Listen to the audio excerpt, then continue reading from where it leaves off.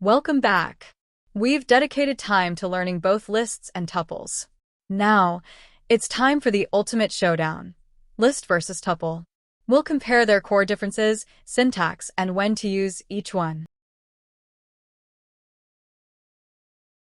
1. Mutability versus immutability.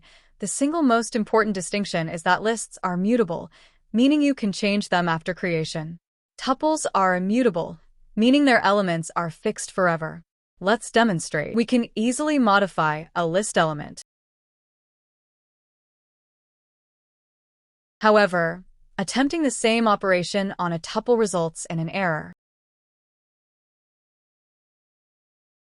2. Syntax and creation. Lists are created using square brackets. Tuples use parentheses. Both support indexing and slicing in the same way.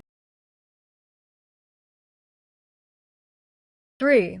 When to use which. Use a list when you need a sequence that will change. Data being collected, dynamic shopping carts, or structures like queues and stacks.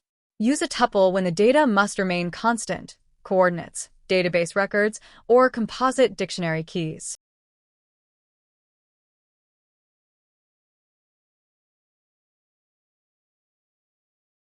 To summarize, lists are flexible and dynamic, while tuples are fast, safe, and reliable for fixed data. Choose list for change. Choose tuple for permanence. That concludes our coverage of lists and tuples. Up next, we move on to another sequence type, the set. Join me in Lecture 04.14. Set type.